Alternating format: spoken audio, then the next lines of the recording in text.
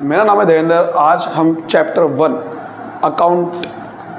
Accounts का chapter 1 start कर रहे हैं, इंट्रोडक्शन टू अकाउंटिंग। ये बहुत ही थियोरेटिकल चैप्टर है, बहुत ही मज़ेदार चैप्टर है। इसमें से अकाउंटिंग के बारे में आप सारा पढ़ने वाले हो। जो चैप्टर आपके जो सब्जेक्ट है अकाउंटेंसी, वो आपका इस चैप्टर से स्टार्ट होता है। तो अकाउंटिंग क्या होती है, क्या इसका ऑब्जेक्टिव होता है, क्या फंक्शन होता है, ये चैप्टर उस बारे में, ठीक है। बिल्कुल आपका बेसिक है, ताकि आपको बेसिक नॉलेज होगी अकाउंटिंग आखिरकार है क्या, वो आपको समझ में आएगा इस चैप्टर से। तो सबसे पहले जो आपके सामने ये लिखा हुआ है, ये अकाउंटिंग का मीनिंग है, और इस मीनिंग को समझने वाले हैं इस चैप्टर में, ठीक है। ये आपके सामने जो लिखा हुआ है, ये मीनिंग है अकाउंटिंग का, और इसी को समझने वाले हैं हम कि अकाउंटिंग है क्या। तो आप ध्यान से देखते हैं इस मीनिंग को क्या लिखा हुआ है, और एक एक करके जो अंडरलाइन करते हैं कि जो मेन पार्ट है इसका। सबसे पहले लिखा हुआ है accounting is a systematic process. एक प्रोसेस है, एक प्रक्रिया है, एक कोई स्टेप नहीं है। अकाउंटिंग कोई चीज़ नहीं है, अकाउंटिंग प्रोसेस है जो चलता रहता है, सिस्टमैटिक है, तरीके से होता है। क्या है अकाउंटिंग? मेज़र करना, इसको हम एक एक बाद में समझेंगे भी। Measure, recording, classifying, summarising the financial transaction. जो हमारे बिजनेस में ट्रांजेक्शन होती है, मतलब कि लेन देन होती है, उनको मेज़र करना कि भाई वो मनी के टर्म में है या नहीं है, पैसों के टर्म में होनी चाहिए।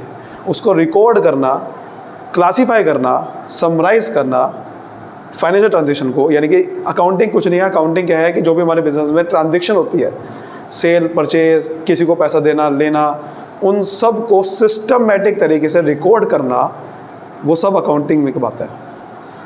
सिर्फ रिकॉर्ड नहीं, क्लासीफाइंग, समराइजिंग, मेजरिंग, सब चीज़ें आ जाती है इसके अंदर। एनालाइजिंग करना, उसके बाद उसको जो भी आया, interpreting the financial statement and communicating the result to the user.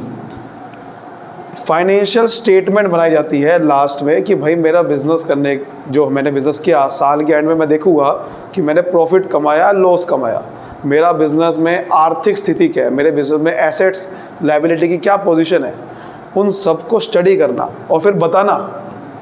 Communicating the results users, जो अकाउंटिंग के यूज़र है, यानी कि जिसको अकाउंटिंग की रिकॉर्ड की ज़रूरत है। किन को ज़रूरत है? एक तो मालिक को, एक गवर्नमेंट को ज़रूरत हो सकती है, जैसे आप टैक्स भरते हो, या फिर जो आप जिसको आपने उधार दिया हुआ है, उसको ज़रूरत हो सकती है। बहुत सारे बंदे हैं जो आपसे जुड़े हुए। तो ये अकाउंटिंग है। अकाउंटिंग एक सिस्टमैटिक तरीके से आपके बिजनेस में जो लेन देन होती रहती है ना, उनको रिकॉर्ड करना इस तरीके से ताकि उनको फ़ायदा हो, जिनको वो रिकॉर्ड चाहिए, जिनको वो चीज़ें चाहिए। अब मैं अगर कोई मैंने उधार में सामान बेचा या ख़रीदा और मुझे उससे पैसे देने हैं, तो मैं उसको रिकॉर्ड करके रखूँगा ताकि वो याद रहे, और वो मांगेगा रिकॉर्ड दूसरा बंदा भी कि दिखाओ भाई कहाँ रिकॉर्ड कर रखा है आपने। गवर्नमेंट को आपने टैक्स भरना है तो गवर्नमेंट कहेगी दिखाओ अपनी इनकम का है, और इनकम दिखाने के लिए क्या करना पड़ेगा? अकाउंट बनाने पड़ेंगे, आपको अकाउंटिंग करनी पड़ेगी, तभी तो समझ में आएगा। तभी तो गवर्नमेंट विश्वास करेगी कि आपकी इनकम अच्छा, ये जेन्युइन है। आप वैसे बता दो कि मेरी इनकम तो 2 लाख है, 5 लाख है, विश्वास कैसे कर लेंगे आपकी बात पे आपकी इनकम इतनी है? अकाउंटिंग करनी पड़ेगी, ठीक है। हर चीज़ में अकाउंटिंग चाहिए, गवर्नमेंट चाहिए, अकाउंटिंग चाहिए। आप कहीं पे भी आपका कोई किसी से माल खरीद रहे हो उधार में, वो कहेगा दिखाओ भाई अपना अकाउंट दिखाओ सारे, देखो ज़रा कि आपकी स्थिति है या नहीं है पैसा देने की। हर चीज़ में अकाउंटिंग चाहिए। समझ आ गई बात? चलिए आगे समझते हैं अकाउंटिंग के कैरेक्टरिस्टिक्स या फिर प्रोसेस, किस तरह के अकाउंटिंग होते हैं। जो हम बात करते हैं एक सिस्टमैटिक प्रोसेस है।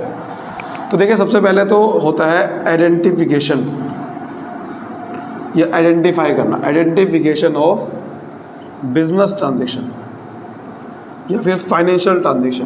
पहले तो मैं यही आइडेंटिफाई करूँगा कि जो भी मुझे ट्रांजेक्शन अकाउंट्स में रिकॉर्ड करनी है, वो पहले तो बिज़नेस की होनी चाहिए। ऐसा ना हो कि वो उसकी पर्सनल ट्रांजेक्शन है, वो नहीं होनी चाहिए, बिज़नेस की होनी चाहिए।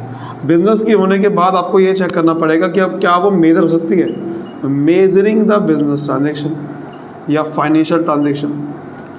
फिर आपको ये चेक करना है कि क्या वो मेज़र मनी के टर्म्स में, पैसों के टर्म में होनी चाहिए।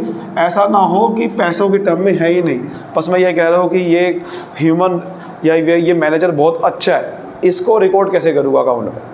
अच्छे की डेफिनेशन क्या है? कितना अच्छा है, कोई मनी के टर्म में नहीं है। तो मनी के टर्म में होना चाहिए कि मैंने 1 लाख का सामान बेचा, 1 लाख का ख़रीदा, मैंने उसको इतना पैसा दिया, पैसों के टर्म में होने चाहिए। That is a main point. फिर आपको उसको रिकॉर्ड करना है। अगर आपको पैसे के टर्म में है तो तीसरा स्टेप क्या आएगा? रिकॉर्डिंग करनी है, उसको रिकॉर्ड करना है। अब उस ट्रांजेक्शन को कैसे करना है वो आगे समझेंगे, अलग अलग तरीका होता है। रिकॉर्ड करने के बाद आपको हर ट्रांजेक्शन को क्लासीफाई करना होता है। क्लासीफिकेशन में क्या होता है? अकाउंट खोलते हो आप। क्लासीफाइंग में क्या होता है? अकाउंट, खाता।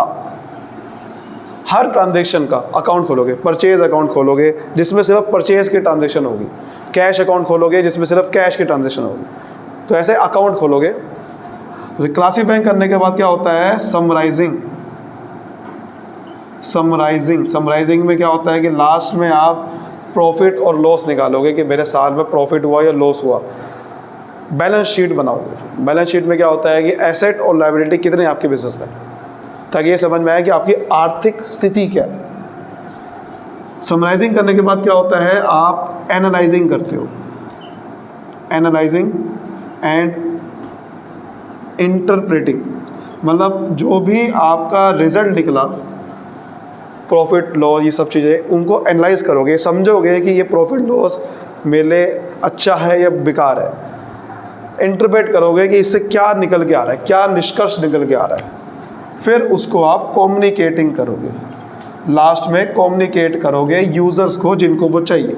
फिर दोबारा से अकाउंटिंग चलता रहेगा। तो ये एक सिस्टमेटिक प्रोसेस है जो लंबे समय तक चलता रहेगा। पहले identify, measuring, recording, classifying, summarising, analysing, interpreting, communicating, और फिर चलता रहेगा। ठीक है। फिर अकाउंटिंग के क्या ऑब्जेक्टिव है, क्या फंक्शन है, क्या फ़ायदे हैं और क्या नुकसान है, मतलब क्या लिमिटेशन है, तो उसकी बात करते हैं। और आप देखोगे सारे पॉइंट आपको एकदम से याद हो जाएंगे, क्योंकि बहुत सारे पॉइंट इंटररिलेटेड है, बहुत सारे पॉइंट। तो उसको आप समझना और बहुत ही बड़े तरीके से आपको समझ आने वाला है। तो देखिए, बात समझने है। सबसे पहले ऑब्जेक्टिव, मकसद क्या है, क्यों करते हैं अकाउंटिंग?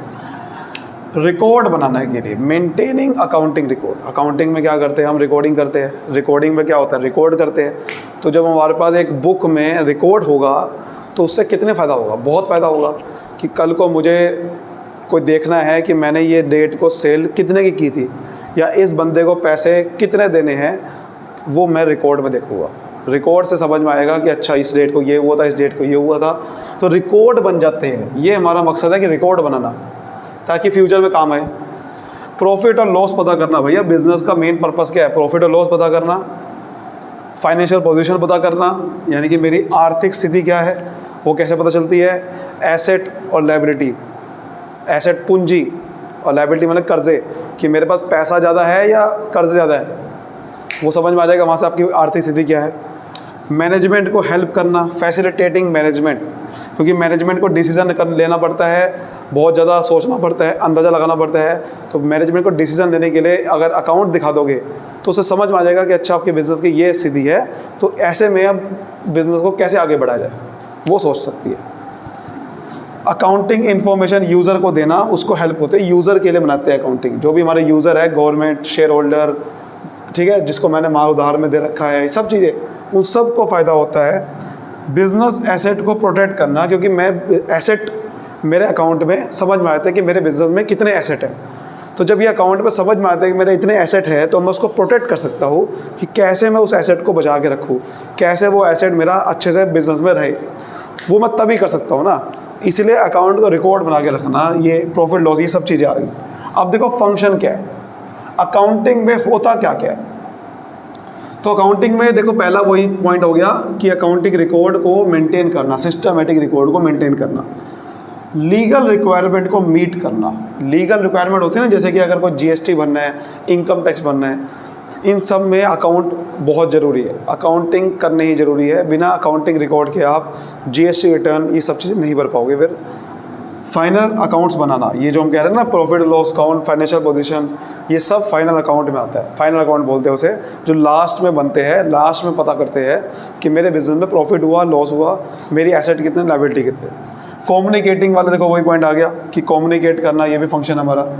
कंपैरिजन करना, ये ज़रूरी है। कंपैरिजन करना, मैं कंपेयर कर सकता हूँ कि मैंने पिछले साल जिस तरह काम किया था, क्या इस साल वैसा काम हुआ है। अगर पिछले साल मैंने 1 लाख का प्रॉफिट कमाया था, क्या इस साल मैंने 1 लाख का प्रॉफिट, ये कैसे कंपेयर करूँगा? जब अकाउंटिंग करूँगा। अगर अकाउंटिंग ही नहीं होगी तो मुझे क्या पता पिछले साल मैंने कितना कमाया था? समझ गए? मुझे क्या पता।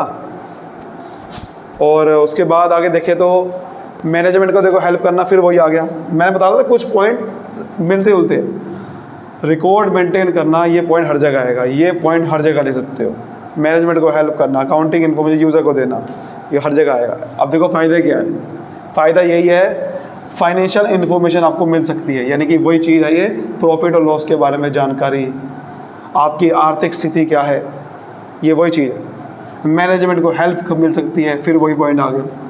Replaces memory. मेमोरी का मतलब आपको अगर अकाउंट नहीं करोगे ना, अकाउंटिंग नहीं करोगे, तो आपको सोच के रखना पड़ेगा कि यार इस डेट को ट्रांजेक्शन हुई थी। अब मेमोरी पावर इतनी तेज़ नहीं है कि हर दिन की ट्रांजेक्शन आपको याद रहे, तो इसलिए मेमोरी का छुटकारा मिल जाएगा। मेमोरी को रिप्लेस कर देंगे, आपको कुछ भी याद करने की ज़रूरत नहीं है। आप सीधा अकाउंट खोलोगे और चेक करोगे, अच्छा ये हुआ था। कोई याद नहीं करना, सबसे बड़ा फ़ायदा यही है। कंपैरेटिव स्टडी, यानी कि कंपैरिजन, एक ही बात है। आप दूसरे कंपनी से भी अपने कंपनी को कंपेयर कर सकते हो और अपनी परफॉर्मेंस को भी पिछले साल से कंपेयर कर सकते हो। बहुत बड़ा फ़ायदा है। कोर्ट में एविडेंस, अगर आपके ऊपर केस हो गया कि आप तो भैया जानबूझ के इतना प्रॉफिट दिखा रहे हो, प्रूफ कैसे करोगे? कोर्ट पे जाके प्रूफ क्या करोगे? प्रूफ करने के लिए वो कहेगा दिखाओ अकाउंट, कहाँ है को आपके ऊपर जो इल्ज़ाम लग रहे हैं उस इल्ज़ाम को सही करने के लिए आप अकाउंट दिखाओगे। अकाउंट ही एक ऐसी लीगल डॉक्यूमेंट है जिससे कोर्ट विश्वास कर सकता है, समझ गए? और अगर वो अकाउंट ऑडिट करा रखे है, ऑडिट एक बहुत बड़ा टॉपिक है। ऑडिट का मतलब होता है चेक करना। अगर वो आपने चार्टेड अकाउंटेंट अगर उसे अकाउंट को आपके ऑडिट कर लेता है, ऑडिट मतलब चेक कर लेता है कि हाँ ये सही है, तब तो ये बिल्कुल पक्का डॉक्यूमेंट बन जाता है लीगल, तब तो ये पक्का लीगल डॉक्यूमेंट है। फैसिलिटेड लोन लेना है तो भैया कई बार कुछ कंपनी को अगर लोन लेना होता है तो फिर तो बैंक वाला कहता ही है कि आप अपने अकाउंटिंग दिखाओ अकाउंट, ताकि हम पता कर सके कहीं आप लॉस में तो नहीं हो, कहीं आपके पास पहले से लोन ज़्यादा हो और फिर आप लोन मांग रहे हो और दे ही ना पाओ। Facilitates settlement of tax liability. Tax को चुकाना है, इनकम टैक्स, जीएसटी वगैरह, अकाउंट दिखाने पड़ेंगे, क्योंकि आपका जीएसटी बताना है, आपको जीएसटी नंबर लेना है, दिखाओ टर्नओवर, सेल दिखाओ अपनी। इनकम टैक्स भरना है, दिखाओ इनकम पे, आपकी इनकम पे विश्वास कैसे करूँगा? अकाउंट दिखाओ। हर चीज़ में अकाउंट चाहिए, लेकिन अकाउंटिंग के कुछ लिमिटेशन है, कुछ कमियाँ हैं इसके अंदर, वो समझनी पड़ेगी। तो दोस्तों सबसे पहले कमी यही है, it is not fully exact कुछ नहीं है इसके अंदर। कई बार कुछ चीज़ें ऐसी होती है अकाउंट में, जब आप आगे पढ़ोगे, एस्टिमेट करते हैं, अंदाज़ा लगाते हैं, अंदाजे से रिकॉर्ड कर देते हैं फिगर कि भाई ये तो ठीक है लेकिन हमारे पास स्टॉक ना इतने का है, अंदाज़ा कि इसकी वैल्यू इतनी होगी। तो कई बार कुछ अंदाजे चलते हैं अकाउंट में, जिसकी वजह से आप सही से प्रॉफिट और लॉस पता ही नहीं कर सकते। बहुत सारी ऐसी चीज़ें होती है, कई बार पैसा मिला ही नहीं है आपको या पैसा दिया ही नहीं है किसी को, तब भी वो रिकॉर्ड कर देते हैं अकाउंट में। अनरियलिस्टिक इन्फॉर्मेशन है, अनरियलिस्टिक, रियल है ही नहीं। कई बार एसेट आपके पास, आपने अकाउंट में लिखा हुआ है कि 1 करोड़ रुपए का एसेट पड़ा हुआ है, जबकि रियल में उसकी वैल्यू सिर्फ 50 लाख रुपया है। आपको यही नहीं पता कि उसकी एक्चुअल में रियल में वैल्यू चल क्या रही है मार्केट में। वो तो ये सबसे बड़ी कमी है। अकाउंट में हम पुरानी फिगर ही रिकॉर्ड करते रहते हैं कई बार, और रियल में फिगर है क्या वो रिकॉर्ड ही नहीं कर पाते। इग्नोर क्वालिटेटिव इवेंट, जैसे मैंने आपको बताया था कि मेजरिंग, दूसरा स्टेप क्या होता है प्रोसेस में अकाउंट में, मेजरिंग। मनी के टर्म में होनी चाहिए कोई भी चीज़, तब रिकॉर्ड होगी। लेकिन जो मनी के टर्म में नहीं होती ना, उसे बोलते हैं क्वालिटेटिव। तो क्वालिटेटिव इवेंट मनी के टर्म में तो होते नहीं है, वो रिकॉर्ड होते नहीं है। कई बार वो रिकॉर्ड करना ज़रूरी होता है। जैसे मान लो आपके रिलेशन अच्छे नहीं चल रहे मैनेजमेंट और वर्कर का, वर्कर और मैनेजमेंट के बीच में रिलेशन अच्छे नहीं है, तो वो रिकॉर्ड ही नहीं करेंगे। तो भैया पता कैसे चलेगा कि आपके वर्कर और मैनेजमेंट अच्छे नहीं है? तो क्या पता इसकी वजह से ही आपकी सेल ना हो रही हो। कई बार ऑनेस्टी, कस्टमर सेटिस्फेक्शन, कुछ चीज़ें रिकॉर्ड करना बहुत ज़रूरी है, वो रिकॉर्ड नहीं कर पाते। Ignore effect of price level change, वही चीज़ है ये कि प्राइस में चेंज होता है ना, जब वो रिकॉर्ड ही नहीं करते अकाउंट में तो जो फिगर पहले लिखी हुई थी वही फिगर चलती रहती है। तो ये सबसे बड़ी कमी है अकाउंट में कि हम प्राइस में चेंज जो हो रहा है उसको रिकॉर्ड कर ही नहीं पाते, वो दिखाई नहीं पाता कि कितना प्राइस में चेंज हुआ। और विंडो ड्रेसिंग हो सकती है। विंडो ड्रेसिंग का मतलब होता है मैनिपुलेशन हो सकती है, घपलेबाजी हो सकती है। जो अकाउंट बना रहा है, जो ओनर है, वो अकाउंटेंट को खरीद सकता है, जो अकाउंटिंग कर रहा है वो अकाउंटेंट है, वो खरीद सकता है उसे, या फिर उसके साथ जो उसने अकाउंटिंग करी उसके अंदर मैनिपुलेशन कर सकता है। वो जानबूझ के बढ़ा चढ़ा कर दिखा देगा या फिर घटा के अपनी इनकम को दिखा सकता है ताकि टैक्स कम देना पड़े, ताकि हमारी मार्केट में इमेज अच्छी बनी रहे। तो उम्मीद करता हूँ आपको ये सारे टॉपिक समझ में आए होंगे। आज की वीडियो के लिए इतना ही रखेंगे, इसके नेक्स्ट वीडियो में हम इस चैप्टर को पूरा ख़त्म कर देंगे। तब तक के लिए मिलते हैं नेक्स्ट वीडियो में। Bye bye, thank you so much, all the best.